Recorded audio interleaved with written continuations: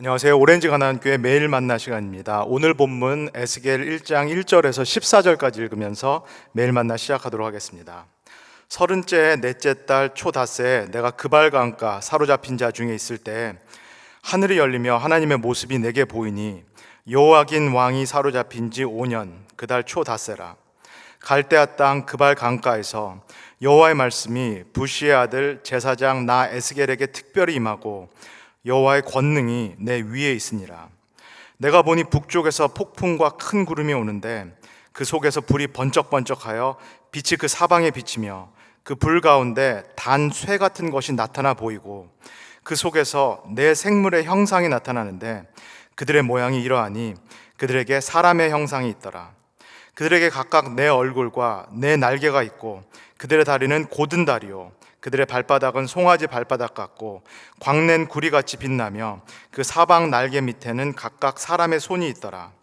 내 생물의 얼굴과 날개가 이러하니 날개는 다 서로 연하여 있으며 갈대에는 돌이키지 아니하고 일제히 앞으로 곧게 행하며 그 얼굴들의 모양은 넷의 앞은 사람의 얼굴이요 넷의 오른쪽은 사자의 얼굴이요 넷의 왼쪽은 소의 얼굴이요 넷의 뒤는 독수리의 얼굴이니 그 얼굴은 그러하며 그 날개는 드러펴서 각기 둘씩 서로 연하였고 또 둘은 몸을 가렸으며 영이 어떤 쪽으로 가면 그 생물들도 그대로 가되 돌이키지 아니하고 일제히 앞으로 곧게 행하며 또 생물들의 모양은 타는 숯불과 횃불 모양 같은데 그 불이 그 생물 사이에서 오르락 내리락하며 그 불은 광채가 있고 그 가운데에서는 번개가 나며 그 생물들은 번개 모양같이 왕래하더라.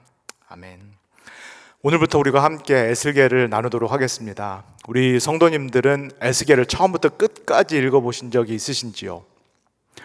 에스겔을 처음부터 끝까지 완독하는 것은 매우 힘든 일입니다. 그리고 우리가 이 에스겔을 완독했다라고 해서 에스겔을 정확히 이해하는 것, 이 의미가 무엇이다라는 것을 파악하는 것도 사실은 매우 어려운 일입니다. 그러나 이 어려운 책 에스겔서는 구약의 예언서들 중에서 가장 중요한 책들 중에 하나입니다. 특별히 이 에스겔서는 이스라엘이 경량의 시기를 보내고 있었던 그 시기, 포로로 잡혀왔고 긴 포로 세월을 보내고 그리고 다시 고국으로 돌아가는 그 경량의 시기, 풍전등화와 같은 이 공동체의 시기 전체를 다루고 있는 책입니다. 그래서 이 에스겔을 통해서 우리가 이스라엘 공동체의 신앙, 그리고 동시에 21세기를 살고 있는 우리의 신앙을 돌아볼 수 있는 참 귀하고 복된 책이 오늘부터 함께 읽게 될 그런 에스겔서입니다. 에스겔서 첫 장 1장 1절은 이렇게 시작됩니다. 30째 해 넷째 달 초닷새에 내가 그발 강가 사로잡힌 자 중에 있을 때 하늘이 열리고 하나님의 모습이 내게 보이니. 1장 1절 에스겔서의 시작은 1인칭 시점으로 묘사가 됩니다. 에스겔 선지자의 시점으로 묘사가 되고 있습니다. 그리고 간략한 역사적인 배경이 나와 있습니다. 에스겔이 다른 이스라엘 사람들과 함께 포로로 끌려왔을 때 이 그발 강가 바벨론의 포로로 끌려왔었던 이 상황에서 하나님의 비전, 하나님의 소명이 그에게 등장하기 시작합니다. 여기에 30째 해 넷째 달 초닷새라는 그 날짜의 언급이 나옵니다. 많은 학자들이 이 30해라는 이 언급이 에스겔의 나이를 가리킨다, 지금 에스겔의 현재 나이를 가리킨다라고 그렇게 추정을 합니다. 에스겔은 뒤에 나오겠지만은 사실은 예언자, 선지자가 아니라 제사장입니다. 사독 계열에 속한 제사장입니다. 그래서 30살의 나이가 됐을 때 그가 고국에 있었더라면은, 이스라엘에 있었더라면은 예루살렘 성전에서 제사를 드릴 수 있는 그 제사장의 나이가 된 것입니다. 그러나 지금 이 에스겔은 고국이 아니라 바벨론, 그발 강가, 이 포로로 끌려온 사람들이 모여있는 이 그발 강가에서 하나님을 만납니다. 하나님의 비전을 보고 하나님의 특별한 소명, 새로운 부르심을 받기 시작합니다.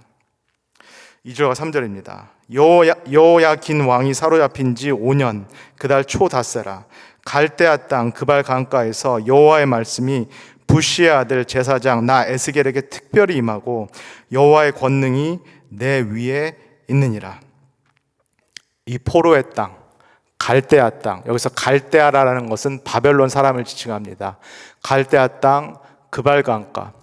그발강가는 유프라데스 강과 티그리스 강이 만나는 그 지류 중에 하나입니다. 메소포타미아 문명 지역에 있는 유프라데스 강, 티그리스 강에 있는 지류의 한 이름입니다. 이 그발강가에서 이 에스겔이 하나님의 비전을 보기 시작합니다. 에스겔이 하나님을 찾은 것이 아닙니다. 에스겔이 하나님을 만나겠다라고 한 것이 아니고 에스겔이 스스로 선지자, 예언자가 되겠다고 한 것이 아닙니다. 포로로 잡혀와 있는 이 시점에서 뜻밖에도 하늘문이 열리고 하나님의 비전이 보이기 시작합니다. 그리고 하나님께서 이 에스겔이 있는 곳으로 가까이 다가오시면서 에스겔이 전혀 예상치 못했던 그 소명, 에스겔이 전혀 기대하지 않았던 그 부르심을 하나님께서 매우 주도적으로 이 포로의 땅에서 하고 계신 그런 상황입니다. 하늘이 열리기 시작하고 하나님의 형체 같은 것이 보이기 시작하고 하나님의 소리, 많은 물소리 같은 하나님의 소리가 들리기 시작하고 그리고 무엇보다도 하나님의 권능이 이 에스겔 위에 임하기 시작합니다. 우리 한글 성경에는 하나님의 권능, 여호와의 권능이라고 표현이 되어 있는데 영어는 hands of God, 하나님의 손이라고 표현이 되어 있습니다. 에스겔이 정말로 육체적으로 느낄 정도의 그 하나님의 권능, 하늘문이 열리고 위에서부터 내려오는 이 하나님의 손과 같은 그 권능에 의해서 에스겔이 이 포로의 땅에서 하나님의 부르심을 받고 또 하나님께 정말 말 그대로 사로잡히고 있는 어떤 그런 상황입니다. 4절입니다. 내가 보니 북쪽에서부터 폭풍과 큰 구름이 오는데 그 속에서 불이 번쩍번쩍하여 빛이 그 사방에 비치며 그 불 가운데 단쇠 같은 것이 나타나 보이고, 오늘, 내일, 그리고 주일 이렇게 쭉 우리가 보게 되는 것은 에스겔이 지금 경험하고 있는 하나님의 비전입니다. 하나님의 보좌에 대한 비전입니다. 이것이 다름 아닌 하나님의 비전, 그리고 하나님의 보좌에 대한 비전이기 때문에 인간의 말로 표현하거나 인간의 말로 형언할 수가 없습니다.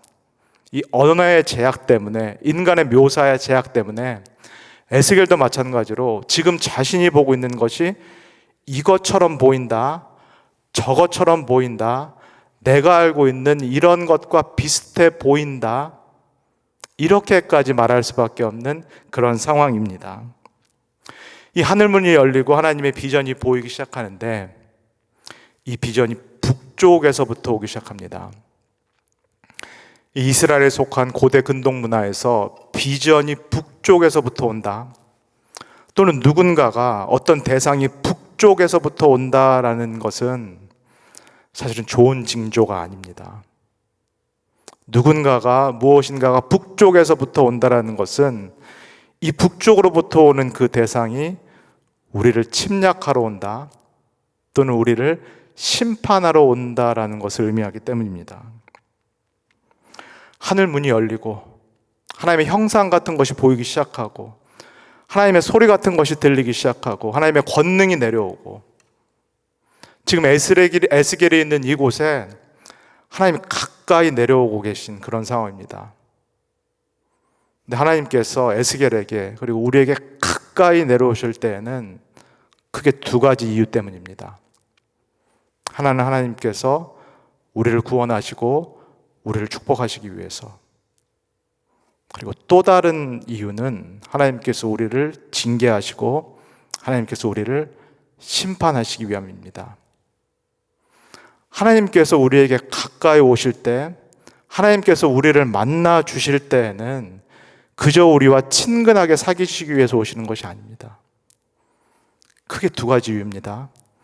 하나님께서 어려움에 빠진 나를 구원하시거나 나를 축복하시기 위해서, 반대로 하나님께서 나의 잘못을 수정하시고 고치시기 위해서, 나를 징계하시고 나를 되돌이키시고 나를 심판하시기 위해서. 하나님이 우리에게 오실 때에는 크게 두 가지 이유 때문입니다. 그러나 지금 에스겔이 보고 있는 것, 이 비전이 북쪽에서부터 오고 있다. 이 비전이 폭풍과 구름과 함께 오고 있다. 그리고 이 비전 안에 지금 불에 달군 것 같은 그런 단쇠 같은 모양이 보인다. 사실 이건 다 불길한 징조입니다. 하나님께서 구원하시고 축복하시러 지금 이 땅으로 내려오시는 것이 아니라, 에스겔에 가까이 오신 이 포로 공동체에 가까이 오시는 것이 아니라 지금 하늘문이 열리면서 내려오시는 이 하나님은 오히려 에스겔 그리고 이 포로 공동체에게 징계의 말씀을 하시기 위해서, 심판의 말씀을 하시기 위해서다라는 어떤 그 이야기가 이 첫 장에 담겨 있습니다. 이 비전 가운데, 에스겔이 말로 표현할 수 없는 이 그가 경험하는 비전 가운데 어떤 형상이, 어떤 대상이, 물체가 보이기 시작합니다. 제가 5절부터 10절을 읽어드릴 텐데 우리 성도님들께서 한번 들으시면서 머릿속에서 지금 에스겔이 보고 있는 이 비전 형상을 한번 그려보시면 좋겠습니다. 그 속에서 네 생물의 형상이 나타나는데 그들의 모양이 이러하니 그들에게 사람의 형상이 있더라. 그들에게 각각 네 얼굴과 네 날개가 있고 그들의 다리는 곧은 다리요 그들의 발바닥은 송아지 발바닥 같고 광낸 구리같이 빛나며 그 사방 날개 밑에는 각각 사람의 손이 있더라. 그 네 생물의 얼굴과 날개가 이러하니 날개가 다 서로 연하였으며 갈 때에는 돌이키지 아니하고 일제히 앞으로 곧게 행하며 그 얼굴의 모양은 넷이 앞은 사람의 얼굴이요 넷의 오른쪽은 사자의 얼굴이요 넷의 왼쪽은 소의 얼굴이요 넷의 뒤는 독수리의 얼굴이니.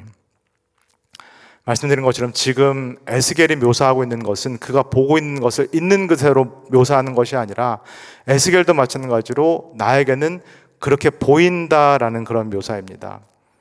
이것이 하나님의 비전에 대한 묘사이기 때문에 1대1로 정확하게 묘사할 수 없는 그런 상황입니다. 그러나 에스겔이 지금 어떤 형상을 보고 있습니다. 그가 어떤 생명체, 생물체와 같은 것을 지금 보고 있습니다. 그리고 함께 읽은 대로 이 생물체는 한 얼굴을 갖고 있는데 네 면을 가지고 있습니다.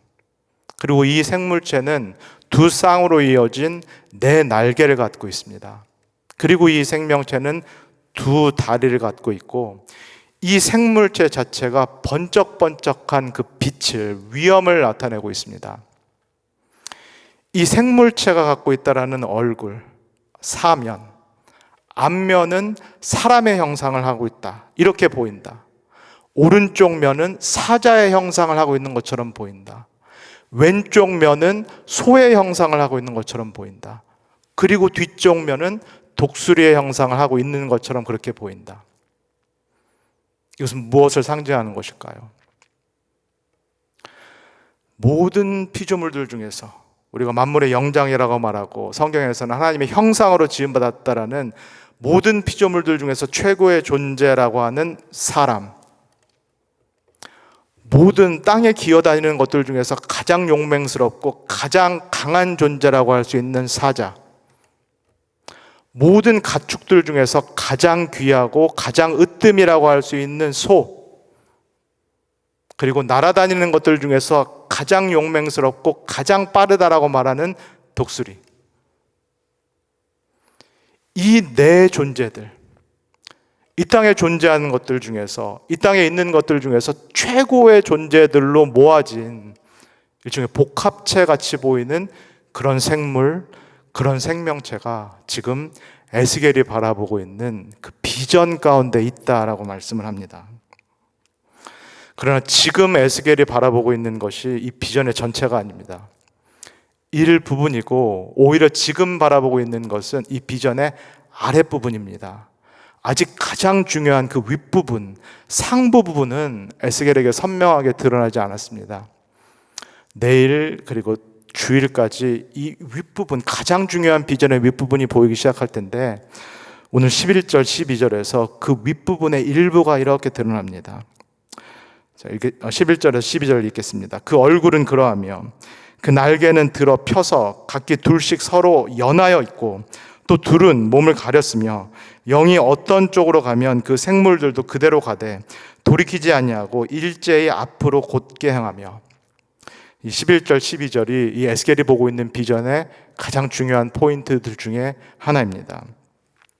다리가 있기 때문에, 두 발이 있기 때문에 마치 땅에 붙어 있을 것 같은 이 생명체가 위로 떠올라서, 공중에 떠올라서 움직이기 시작합니다.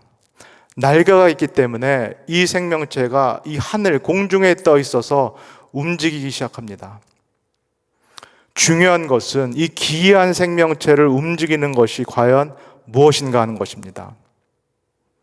이 사면을 갖고 있는 사람, 독수리, 사자, 이 소와 같은 사면을 갖고 있는 얼굴이 이 생명체를 움직이는가?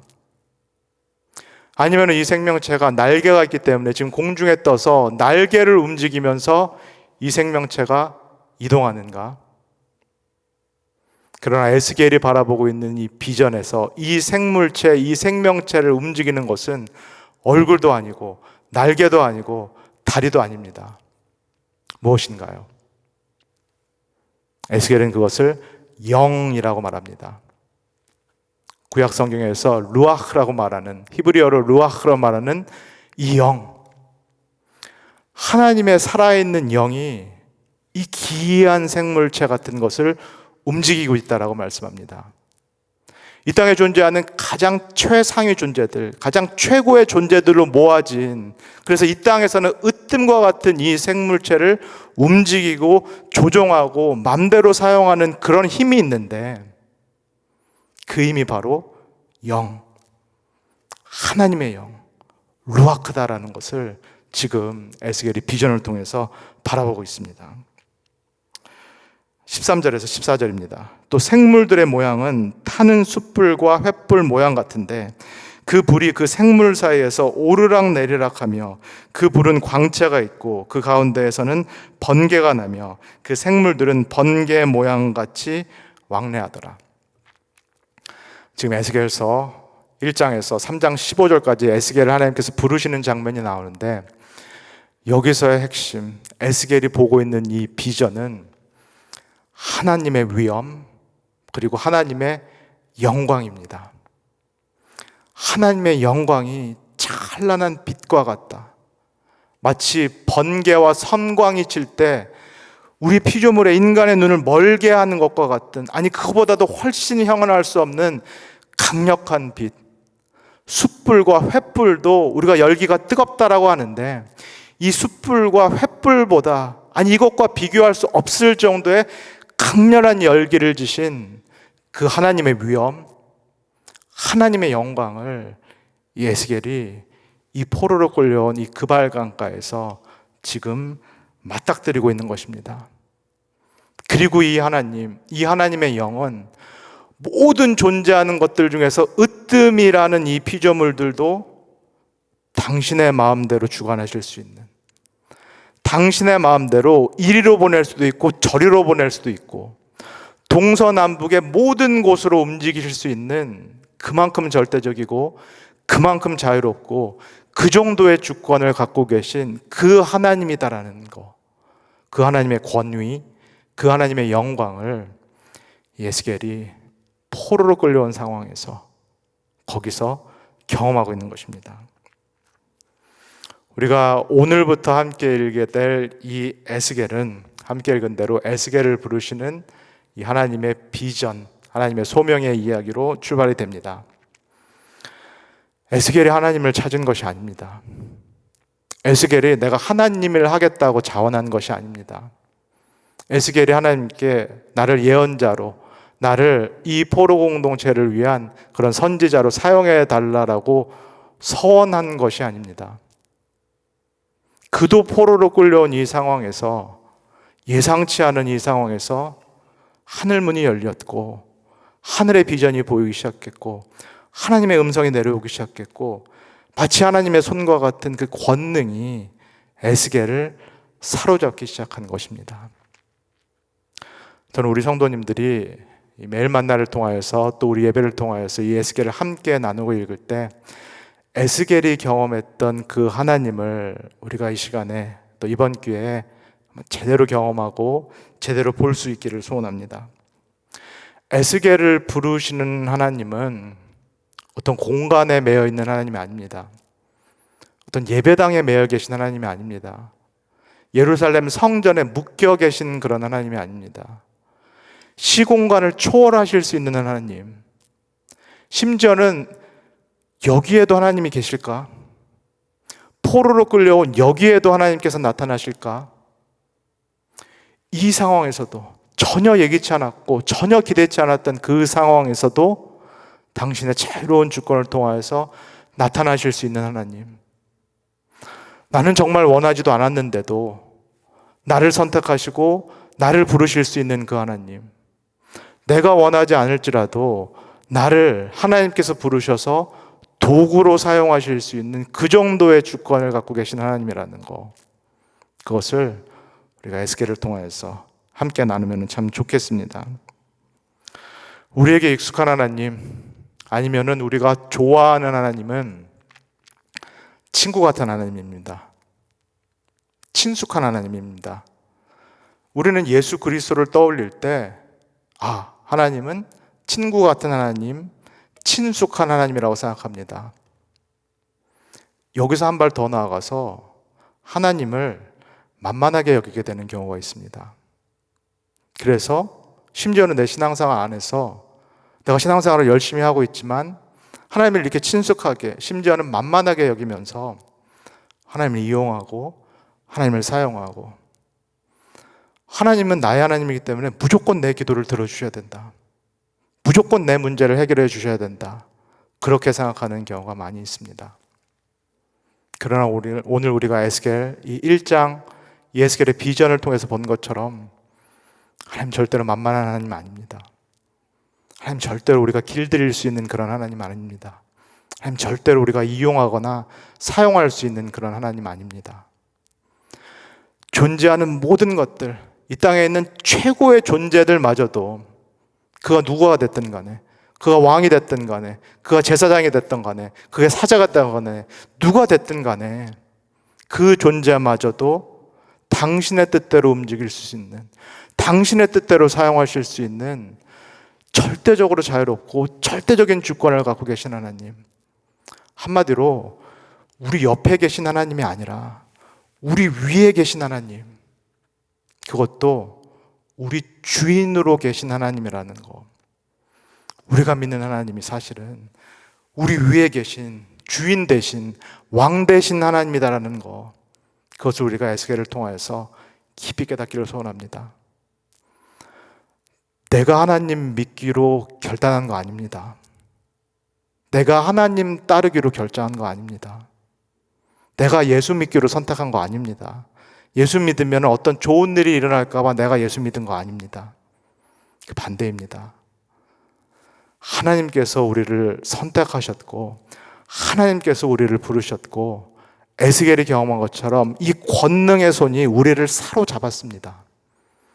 그래서 우리는 하나님 뜻대로 살아갈 수밖에 없습니다. 내 뜻대로, 내 욕망대로 살아갈 수가 없고, 붙잡혔기 때문에, 부르심을 받았기 때문에 우리는 하나님 뜻대로 살아가야 될 그런 존재입니다. 에스겔서를 이번 기회에 깊이 한번 묵상하시면서 내가 과연 누구인지, 그리고 내가 어떻게 살아가야 되는지를 우리가 다시 한번 깨닫고 다시 한번 결단할 수 있는 그런 복된 시간 되기를 주님의 이름으로 소원합니다. 다 같이 기도하겠습니다. 사랑해 주님 감사합니다. 하나님, 우리가 신앙의 연수가 길어지면서, 그리고 내가 신앙에 익숙해지면서, 그리고 하나님께 기도하고 하나님의 말씀을 읽는 것이 익숙해지면서, 하나님, 우리가 하나님을 만홀히 대한 적이 없는지 다시 한번 돌아봅니다. 하나님에 대한 친숙함, 친근함을 넘어서 내가 하나님 앞에서 살고 있지만 하나님을 만만히 여긴 적이 없는지 다시 한번 돌아보게 됩니다. 하나님, 에스겔 위에 계신 하나님이 그 정도로 초월적이고 그 정도로 절대적인 주권을 갖고 계신 그 하나님이 바로 나의 하나님이 된다라는 거, 우리의 하나님이 된다라는 거, 우리 교회의 하나님이 된다라는 것을 우리가 잊지 않도록 우리를 축복하여 주시옵소서. 그래서 내 마음대로, 우리 교회 마음대로 하지 않게 하여 주시옵고, 오로지 하나님의 뜻대로, 하나님께서 원하시는 대로 우리의 삶을 또 교회의 삶을 살아갈 수 있도록 우리 모두를 축복하여 주시옵소서. 감사드리며 예수님의 이름으로 기도합니다. 아멘.